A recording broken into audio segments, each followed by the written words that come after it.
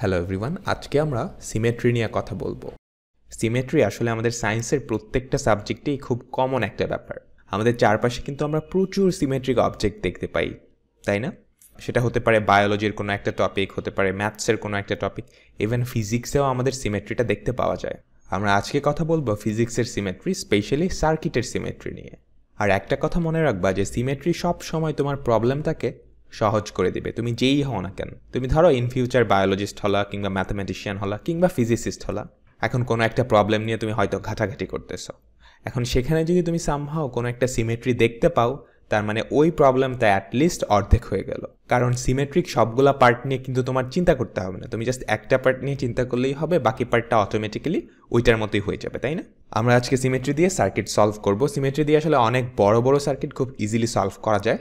So symmetry দিয়ে circuit solve করার জন্য আমরা কি করব, কিভাবে করব এবং কেন করব, সব কিছুই আজকে দেখব। মূল টপিকে যাওয়ার আগে আমরা কিছু বেসিক দেখে নিই। এগুলো আসলে খুবই বেসিক, সবাই জানার কথা। ধরো একটা সার্কিটের একটা পয়েন্ট হচ্ছে এ, আর একটা পয়েন্ট হচ্ছে আমাদের বি। দুইটাই কিন্তু সার্কিটের অংশ। এখানে একটা সার্কিটের পার্ট থাকতে পারে, এখানে একটা সার্কিটের পার্ট থাকতে পারে, আমরা সেগুলো দেখাচ্ছি না। এখন এ পয়েন্ট আর বি পয়েন্টের মাঝখানে মনে করো একটা রেজিস্ট্যান্স আছে, সেই রেজিস্ট্যান্সের ভ্যালু হচ্ছে আর। এখন আমি তোমাকে বলে দিলাম এ পয়েন্ট আর বি পয়েন্টের ভোল্টেজটা সেম। এ পয়েন্ট আর বি পয়েন্টের ভোল্টেজটা সেম, তার মানে কি এ বি পয়েন্টের মাঝখানে যেই ভোল্টেজ ডিফারেন্স সেটা কিন্তু 0। তার মানে অ্যাকচুয়ালি দাঁড়াচ্ছে এই রেজিস্টারের মধ্য দিয়ে যেই কারেন্টটা যাবে সেই কারেন্টটা অ্যাকচুয়ালি কত? রেজিস্টারের দুই মাথার ভোল্টেজ ডিফারেন্স ডিভাইডেড বাই রেজিস্টারের ভ্যালু, তাই তো? তার মানে আমাদের কারেন্টটা কত চলে আসতেছে? 0 চলে আসতেছে। এখান থেকে আমরা যেটা বুঝলাম সেটা হচ্ছে কোনো একটা রেজিস্টার বা কোনো একটা এলিমেন্টের দুই মাথার ভোল্টেজ ডিফারেন্স যখন 0 হয়, তার মধ্য দিয়ে যে পরিমাণ কারেন্ট যায় সেটা হচ্ছে 0। ঠিক সেইমভাবে আমরা কি উল্টাটা বলতে পারি না? কোনো একটা রেজিস্টারের মধ্য দিয়ে যদি কারেন্টের ভ্যালুটা 0 হয়, তাহলে ওই রেজিস্টারের দুই মাথার ভোল্টেজ ডিফারেন্স 0, তাই তো? দেখো এখানে ভিএবির ভ্যালু কত হবে? ভিএবির ভ্যালু হবে কত? আই ইন্টু আর, তাই তো? আমাদের আই এর ভ্যালু যেহেতু 0, ভিএবি ইকুয়ালস টু কত আসতেছে? 0। অর্থাৎ কোনো একটা রেজিস্টারের মধ্য দিয়ে কারেন্ট ফ্লোয়ের পরিমাণ যদি 0 হয়, তাহলে দুই মাথার দুইটা পয়েন্টের ভোল্টেজ কিন্তু সমান হবে, তাই তো? এটা আসলে খুবই সহজ একটা জিনিস, তারপরেও আমি দেখাচ্ছি। এবার আসো আরেকটা গুরুত্বপূর্ণ কথায়। কোনো একটা সার্কিটে কোনো একটা রেজিস্টারের মধ্য দিয়ে যদি কোনো কারেন্ট ফ্লো না হয়, তাহলে সেই রেজিস্টারটা আমাদের সার্কিটে কোনো ভূমিকা রাখবে না। খেয়াল করো এখানে আর এর মধ্য দিয়ে আমাদের কারেন্ট ফ্লোটা কত? 0 না? তার মানে আমি এ আর বি এর মাঝখান থেকে এই যে আর, সেটাকে জাস্ট খুলে নিতে পারি। আমাদের সার্কিটে কিন্তু কোনো ইফেক্ট ফেলবে না। হোপফুলি আমার কথাটা বুঝতে পারতেছো। কোনো একটা রেজিস্টারের দুই মাথার ভোল্টেজ যদি সেম হয়, কিংবা এভাবেও বলতে পারো ওই রেজিস্টারের মধ্য দিয়ে যে পরিমাণ কারেন্ট ফ্লো হচ্ছে সেটা যদি 0 হয়, তাহলে ওই রেজিস্টারটা সার্কিটে কোনো ইফেক্ট ফেলবে না। এখন তুমি ওই রেজিস্টারের জায়গায় যে কোনো রেজিস্টিভ নেটওয়ার্ক বসাইতে পারবে। মনে করো এখানে যদি আমি একটা জাস্ট তার বসায় দিই, সেক্ষেত্রেও আমাদের সার্কিটটা কিন্তু কোনো চেঞ্জ হবে না। আগের সার্কিটটা আর এই সার্কিটটা পুরোপুরি সেম। এখন তুমি তার বসাবা না, তুমি কি বসাবা? মনে করো তুমি এখানে দাঁড়ায় গেছো, তুমি নিজেও কিন্তু একটা রেজিস্টারের মতো কাজ করবা।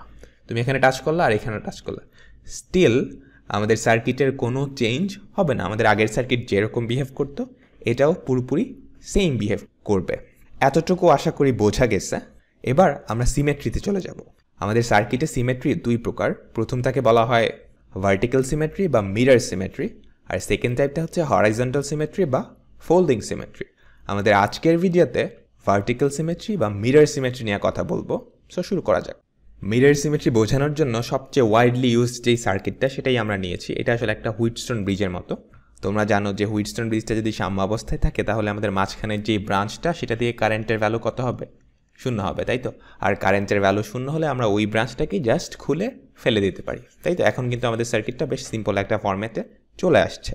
এখন আমরা মিরর সিমেট্রি দিয়ে দেখব আমরা কেনই বা এই যে মাঝখানের যেই ব্রাঞ্চটা আছে সেটাকে খুলে ফেলে দিলাম, কেনই বা সেটার মধ্য দিয়ে কারেন্টের ভ্যালুটা 0 হলো। সিমেট্রির ক্ষেত্রে সব সময় তোমাকে একটা লাইন খুঁজতে হবে, যেই লাইনের রেসপেক্টে আমাদের সার্কিটটাকে দুইটা সমান ভাগে ভাগ করা যায়।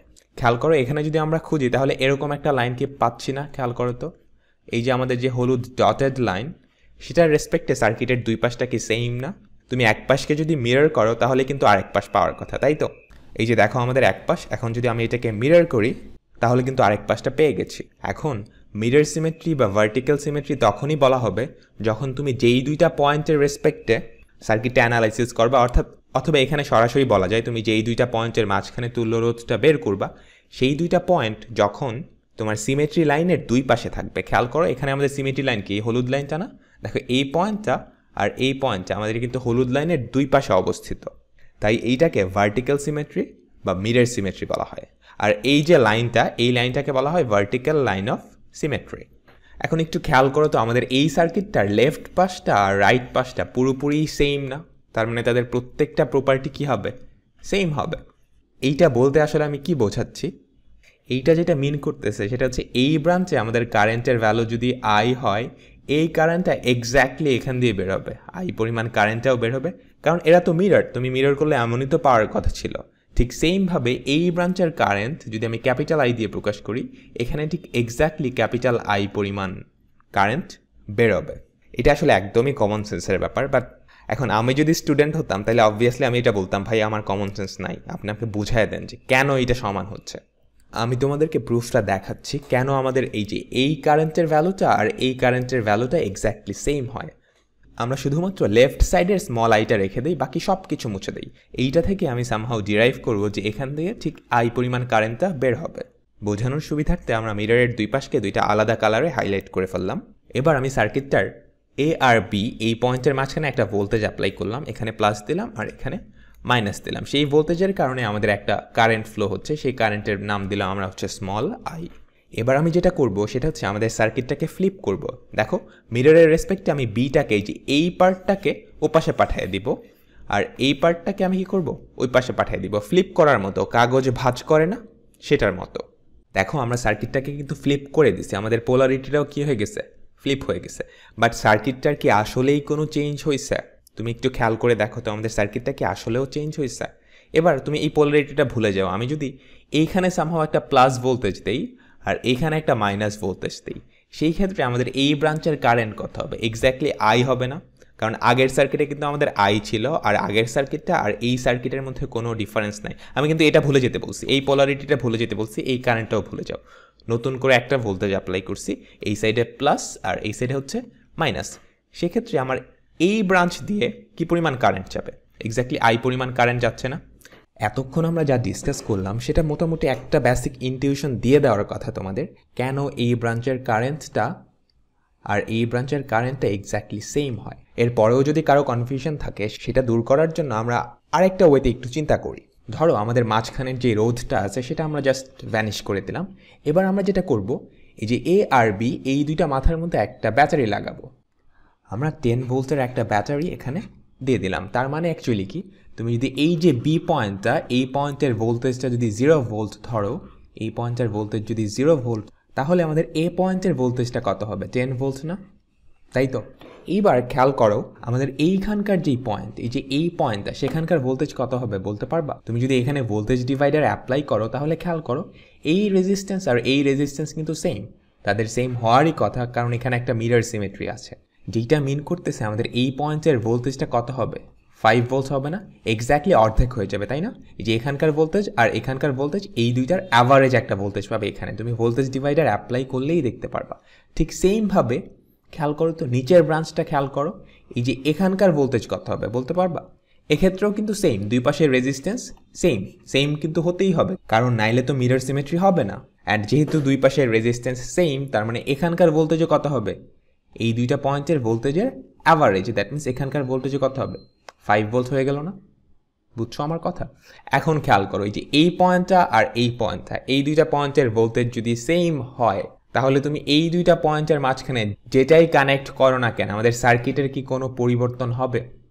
কোনো পরিবর্তন কিন্তু হবে না। তুমি একটা শর্ট সার্কিট কানেক্ট করো, আমাদের আগের সার্কিটটা যেরকম বিহেভ করতো এখনকারটাও কিন্তু পুরোপুরি সেই রকম বিহেভই করবে, কারণ আমরা আগেই দেখছিলাম যে দুইটা পয়েন্টের মাঝখানের ভোল্টেজ ডিফারেন্স যদি শূন্য হয়, সেখানে তুমি যেটাই কানেক্ট করো না কেন তার মাঝখান দিয়ে কোনো কারেন্ট যাবে না। সো এখন শর্ট সার্কিটের বদলে তুমি এখানে কি দিতে পারো, একটা রেজিস্ট্যান্স দিতে পারো। যেই রেজিস্ট্যান্সই দাও না কেন এটার মধ্য দিয়ে কি কোনো কারেন্ট যাবে না। কোনো কারেন্ট যদি না যায় তার মানে অ্যাকচুয়ালি কি দাঁড়াচ্ছে, তার মানে হচ্ছে এই ব্রাঞ্চে আমাদের যেই কারেন্টটা যাবে সেটা পুরোপুরি এখান দিয়ে পাস করবে, এইখান দিয়ে কোনো কারেন্ট যাবে না। এখানে কারেন্টের ভ্যালু হচ্ছে 0, পুরোপুরি কারেন্টটাই কই দিয়ে যাবে, এখান দিয়ে গিয়ে এখান দিয়ে চলে আসবে। হোপফুলি আমার কথাটা বোঝা গেছে। আর এখন কোনো এক এলিমেন্টের মধ্য দিয়ে যদি কারেন্ট না যায় তাহলে তুমি সেই এলিমেন্টটাকে কি করতে পারবা, জাস্ট খুলে ফেলে দিতে পারবা। সো এখানে চাইলে তুমি খুলে কি করলা, জাস্ট ফেলে দিলা। এখন তো সার্কিটটা একদমই সিম্পল, তাই না? এখন এ আর বি এর মাঝখানে তুল্যরোধ কত খেয়াল করো তো, আর এ বি ইকুয়ালস টু কত, এই দুইটা কেমনে আছে, সিরিজে আছে, এই দুইটা কত হয়, 2r হয়। আর এই দুইটা কেমনে আছে, সিরিজে আছে, এই দুইটা মিলে কত হয়, 6r হয়। তাহলে তারপর এই দুইটা আছে কি প্যারালালে। এখন খুব ইজিলি বের করে ফেলতে পারবা না? তুমি চাইলে অন্যভাবেও সলভ করতে পারো। আমি কিন্তু এটাও বলেছিলাম যে যখন দুইটা পয়েন্টের মাঝখানে কোনো ভোল্টেজ ডিফারেন্স নাই তখন তুমি চাইলে সেখানে নতুন কিছু অ্যাড করতে পারো। তুমি এখানে একটা শর্ট সার্কিট অ্যাড করে দিতে পারো, কারণ এদের তো কোনো ভোল্টেজ ডিফারেন্স নাই। এখন খেয়াল করো, এখনও কিন্তু আমাদের সার্কিটটা খুব ইজিলি সলভ করা যায়। এখন এই যে এই আর আর এই থ্রাইস আর ওরা কি প্যারালালি আছে, কারণ তাদের দুই মাথা দুইটা সেম পয়েন্টে আছে, তাই না? এই যে এক মাথা হচ্ছে এই পয়েন্টে, আরেক মাথা হচ্ছে এই পয়েন্টে, এই পয়েন্ট আর এই পয়েন্ট তো সেমই। তার মানে এই দুইটা কেমনে আছে, প্যারালালি আছে। So are parallel থ্রাইসার। আবার খেয়াল করো, এই যে আর আর এই থ্রাইসার তারাও কি প্যারালালি আছে। তারপর এই পোড়াটা আগেরটার সাথে কেমনে আছে, সিরিজে আছে। এখন সেটা তোমার বের করার দরকার নাই, তুমি জাস্ট এটাকে 2 দিয়ে গুণ করে দিলেই কাজ হয়ে যাচ্ছে, তাই না? সো এটাই কি আমাদের ইকুইভ্যালেন্ট রেজিস্ট্যান্সের ভ্যালুটা। হোপফুলি এতটুকু সবার ক্লিয়ার হয়েছে। আমরা কিছু কমপ্লেক্স এক্সাম্পল দেখব। আমরা এখন এতক্ষণ যেই প্যাচালটা পারলাম সেটার সামারিটা একটু বলি। প্রথম যেই পয়েন্টটা সেটা হচ্ছে আমাদের যেই মিরর লাইনটা থাকবে সেই লাইনের উপর প্রত্যেকটা পয়েন্টের ভোল্টেজ সেম হবে। খেয়াল করো, এই যে আমাদের মিরর লাইন ছিল না, এইটার উপর এই পয়েন্টটা ছিল আর এই পয়েন্টটা ছিল, তাদের ভোল্টেজ কী হবে, সেম হবে। এখানে যদি একটা রেজিস্টার দিতা তাহলে প্রত্যেকটা পয়েন্টে ভোল্টেজের ভ্যালু কিন্তু সেম হইতো। এই কথাটা বুঝতে হবে। যেই ব্রাঞ্চগুলো সিমেট্রিক তাদের কারেন্টের ভ্যালুটা সেম হবে। খেয়াল করো, এই ছিল আমাদের মিরর। এই মিররের রেসপেক্টে দেখো এই ব্রাঞ্চটা আর এই ব্রাঞ্চটা তারা কিন্তু সিমেট্রিক, অর্থাৎ এই ব্রাঞ্চে যেই পরিমাণ কারেন্ট আসবে এক্স্যাক্টলি সেম পরিমাণ কারেন্ট তার ইমেজ ব্রাঞ্চটা দিয়ে বের হয়ে যাবে। সেমভাবে আমাদের নিচের ব্রাঞ্চটার ক্ষেত্রেও একই কথা প্রযোজ্য। আমাদের লেফট সাইডের ব্রাঞ্চটা দিয়ে যেই পরিমাণ কারেন্ট আসবে তার ইমেজ যেই ব্রাঞ্চটা আছে, এই যে এই ব্রাঞ্চটা, সেটা দিয়ে এক্স্যাক্টলি সেই পরিমাণ কারেন্ট বের হয়ে যাবে। আমাদের একটা সার্কিট দেওয়া আছে, এখন তোমাকে এই সার্কিটটার তুল্যরোধটা বের করতে বলছে, আর এ বি এইটা বের করতে বলছে। সো এখানে দেখেই বোঝা যাচ্ছে একটা সিমেট্রি খুঁজে পাওয়া সামহাও পসিবল, তাই না? একটু খেয়াল করো, এই যে আমি এখান দিয়ে একটা সিমেট্রিক লাইন ড্র করলাম, এই যে এখান দিয়ে। সো সেটার রেসপেক্টে কি আমাদের সার্কিটটা সিমেট্রিক হয়? দেখো এই রেজিস্ট্যান্সটা একটু গ্যাঞ্জাম পাকাইছে, এটা এক পাশে পড়ে গেছে। আমরা যেটা করব, এইটাকে দুইটা ভাগে ভাগ করে দিব। বাই দ্য ওয়ে আরেকটা কথা বলা হয় নাই যে আমাদের প্রত্যেকটা রেজিস্টারের ভ্যালু কিন্তু সেম। প্রত্যেকটা রেজিস্টারের ভ্যালু হচ্ছে ধরে নাও স্মল আর। সো এইটার জন্য আমাদের ঝামেলাটা হচ্ছে আমরা যেটা করব এইটাকে 2 ভাগ করে দিব। সো এটাকে 2 ভাগ করলে এক পার্টে কত থাকবে, r/2 থাকবে, এখানে r/2 থাকলো, আর এখানে কত থাকবে, r/2 থাকবে। দেখো এই দুইটা আবার সিরিজে কিন্তু আমাদের আরই তৈরি করে। এখন কিন্তু সার্কিটটা আমাদের মিররের রেসপেক্টে পারফেক্টলি সিমেট্রিক। সো কোনো একটা সার্কিটে যদি মিরর সিমেট্রি থাকে তাহলে আমরা কি জানতাম, ওই সিমেট্রি লাইনের উপর প্রত্যেকটা পয়েন্টের ভোল্টেজ কি থাকে, সেম থাকে, তাই না? খেয়াল করো, তার মানে এই যে এই পয়েন্টের ভোল্টেজ আর এই পয়েন্টের ভোল্টেজ কি হবে, সেম হবে। আমরা সার্কিটটা একটু রিড্র করলাম। আগেরবার এই যে আমাদের এখানে সরাসরি কানেক্টেড ছিল, আমি সরাসরি কানেক্টেড না করে একটু উপরে করে ফেলছি, তারপর সেটাকে একটা শর্ট সার্কিট দিয়ে কানেক্টেড করে ফেলছি। অ্যাকচুয়ালি কোনো চেঞ্জ কিন্তু আমি করি নাই। এখন আমাদের সিমেট্রিক লাইনটা ছিল এখান দিয়ে, তাই তো? এই ছিল আমাদের সিমেট্রিক লাইন, তাই না? এখন মিরর সিমেট্রির কন্ডিশন অনুযায়ী কিন্তু আমাদের এই লাইনের উপর যতগুলো পয়েন্ট আছে তাদের সবার ভোল্টেজ কি, সেম। সো এই পয়েন্টের ভোল্টেজ সেম হবে, এই পয়েন্টের ভোল্টেজ সেম হবে, আবার এই পয়েন্টের ভোল্টেজও কী হবে, সেম হবে। এখন একটু খেয়াল করো, আমাদের এই পয়েন্টটা আর এই পয়েন্টটা, এই দুইটা পয়েন্টের ভোল্টেজ যদি সেম হয় তার মানে এই ব্রাঞ্চ দিয়ে আমাদের এই ব্রাঞ্চ দিয়ে কি কোনো কারেন্ট যাবে না? কিন্তু তার মানে আমি এইটাকে জাস্ট খুলে ফেলে দিতে পারি, অথবা তুমি চাইলে এখানে নতুন কিছু অ্যাড করতে পারো। যেটা করলে তোমাদের সার্কিট সলভিংটা সুবিধার হবে সেটাই করবা। সো দেখো তো, আমি যদি এটাকে খুলে ফেলে দেই, এখন কিন্তু আমাদের সার্কিটটা সলভ করা বেশ সিম্পল হয়ে গেছে, তাই না? খেয়াল করো, আমাদের এই আর আর এই দুইটা কেমনে আছে, সিরিজে আছে। এরা মিলে যেটা করবে সেটা হচ্ছে 2r তৈরি করবে।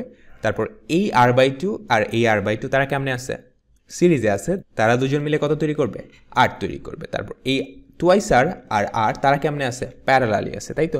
এই যে আমাদের এই হোল পার্টটা সেটা কিন্তু r আর এই r এর সাথে কেমনে আছে, সিরিজে আছে। তো আমি কি করব, প্লাস r প্লাস r। তারপর এই পুরাটুকু কি, এই যে দুইটা r তার সাথে কেমনে আছে, প্যারালালি আছে। সো আমি এখানে একটা ব্র্যাকেট দিয়ে parallel to r plus r। Hopefully আমার কথাটা বোঝা গেছে। এখন এইটা তোমরা সলভ করো। আমাদের আরেকটা রেজিস্টিভ নেটওয়ার্ক দেওয়া আছে, এখানেও আমাদের প্রত্যেকটা রেজিস্টারের ভ্যালুর মান মনে করে আমি ক্যাপিটাল R দিয়ে প্রকাশ করলাম। সার্কিটটা দেখেই বোঝা যাচ্ছে আমাদের সার্কিটটা অনেক সুন্দরভাবে সিমেট্রিক, তাই তো? তোমরা সিমেট্রিক লাইনটা বের করো। দেখো আমরা যদি এখানে বের করি তাহলে এইটা আমাদের একটা সিমেট্রিক লাইন হতে পারে, যেটা হচ্ছে আমাদের ভার্টিক্যাল লাইন অফ সিমেট্রি, তাই না? দেখো লেফট সাইড আর রাইট সাইড পুরোটাই কিন্তু সেম। এই রেজিস্টারটাকে আমাদের দুই ভাগে ভাগ করতে হবে। দ্যাট মিনস এই পাশে চলে আসবে R/2 আর এ পাশেও কত চলে আসবে R/2, সেমভাবে নিচেরটাও এ পাশে চলে আসবে R/2, এ পাশে কত চলে আসবে R/2, তাই না? এখন ভার্টিক্যাল লাইন অফ সিমেট্রির উপর প্রত্যেকটা পয়েন্টে ভোল্টেজ কি থাকে? সেম থাকে। সো এই পয়েন্টের ভোল্টেজ, এই পয়েন্টের ভোল্টেজ আর এই পয়েন্টের ভোল্টেজ কি হবে? সেম হবে। এখন তুমি চাইলে এখানে শর্ট সার্কিট অ্যাড করতে পারো অথবা খুলে নিতে পারো। খেয়াল করো আমরা এখান থেকে সার্কিটটা খুলে নেই, এখান থেকে সার্কিটটা খুলে নিলে এই অবস্থায় হয়ে যাবে না? এই যে এই দুইটা দাগ কিন্তু কাটা যাবে, আমাদের সার্কিটটা কিন্তু এই যে এরকম হয়ে যাবে, তাই তো? সেইমভাবে তুমি নিচের পার্টটুকু কি এখান থেকে খুলে এরকম একটা কাহিনী করতে পারো। হোপফুলি আমার কথাটা বোঝা গেছে। তারপর তো বেশ সিম্পল, সব কিছুই সিরিজ প্যারালালে হয়ে গেছে, তাই না? এই যে এইটা আর এইটা কেমনে আছে? সিরিজে আছে। তারপর সেটার সাথে এইটা কেমনে আছে? প্যারালালি আছে। তারপর সেটার সাথে কি? এই দুইটা সিরিজে আছে। সো এভাবে তুমি উপরের পার্টের রেজিস্ট্যান্সটা বের করবা, তারপর নিচের পার্টটাও বের করবা। নিচের পার্টটা অলমোস্ট সেমই হবে, তারপর টোটাল ইকুইভ্যালেন্ট রেজিস্ট্যান্সটা বের করে ফেলবা। হোপফুলি মিরর সিমেট্রির কাহিনীটা বোঝা গেছে। তুমি ইন্টারনেটে সার্চ দিলে আরও সুন্দর সুন্দর প্রবলেম দেখতে পারবা এই মিরর সিমেট্রির ব্যাপারে। আমরা নেক্সট ভিডিওতে ফোল্ডিং সিমেট্রি বা হরাইজন্টাল সিমেট্রি নিয়ে কথা বলবো। সেই পর্যন্ত সবাই ভালো থেকো, সুস্থ থেকো।